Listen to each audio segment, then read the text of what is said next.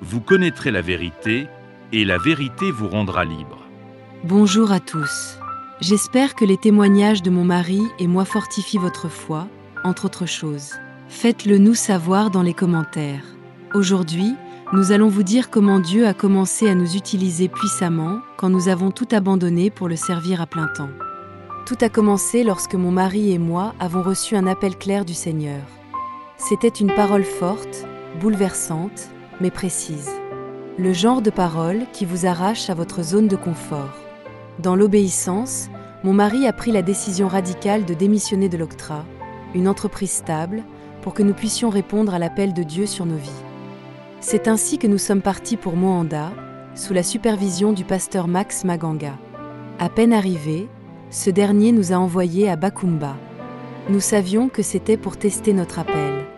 Si ce dernier était concluant, nous serions admis à l'école biblique. Nous sommes alors partis. Bakumba, une localité retirée, oubliée par beaucoup, mais pas par Dieu. Là-bas, nous commencions notre ministère dans la prière, le jeûne et l'évangélisation de maison en maison. C'est dans ce cadre qu'un jour, en frappant aux portes, la sœur de M. Bayoga nous dit « Il faut que vous veniez voir ma sœur. Elle est malade depuis 6 ans. Elle ne bouge plus. Elle ne vit que sur un matelas. On nous a conduits à elle. Ce que nous avons vu a brisé notre cœur. Une femme amaigrie, clouée par la souffrance, incapable de marcher, faisant tout, oui, tout sur place. Mais au fond de nous, une foi ferme brûlait. On savait que Jésus était là. Nous avons prié. Nous avons imposé les mains au nom de Jésus. Et soudain, elle s'est levée. Non seulement elle s'est levée, mais elle s'est mise à courir. Oui, courir. Comme si elle n'avait jamais été malade.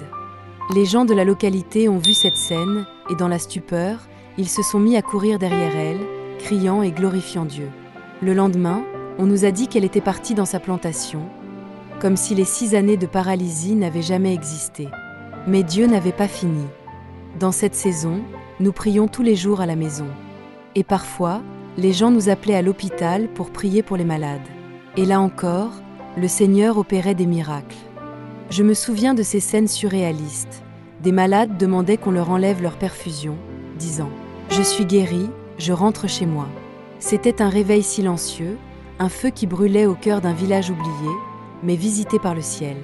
Et puis vint le jour du baptême. Les âmes étaient tellement nombreuses que 2 bus pleins sont partis vers Moanda. Et malgré cela, d'autres n'ont pas pu venir, faute de place. Ce jour-là, des larmes ont coulé, des cœurs se sont donnés à Jésus. C'était un accomplissement visible de l'œuvre de Dieu dans les cœurs.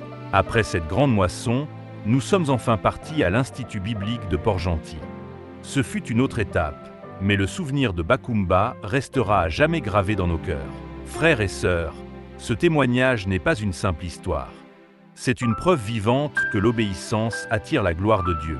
Quand Abraham a quitté Ur, il ne savait pas où il allait, mais il a vu la main de Dieu. Quand nous avons quitté notre confort, Dieu nous a emmenés là où le surnaturel devient naturel. Et voici les miracles qui accompagneront ceux qui auront cru. Ils imposeront les mains aux malades, et les malades seront guéris. Marc 16, 17 à 18. Le miracle n'est pas réservé à une élite. Il est le fruit de la foi, de la prière et de l'obéissance. Si tu réponds à l'appel, même dans un endroit oublié comme Bakumba, le ciel s'y manifestera. Aujourd'hui, Dieu t'appelle peut-être à quitter quelque chose. Il te teste peut-être dans un lieu difficile. Mais que ton cœur reste en feu, que ton obéissance reste totale, et que les malades se lèvent et courent à cause de ta foi.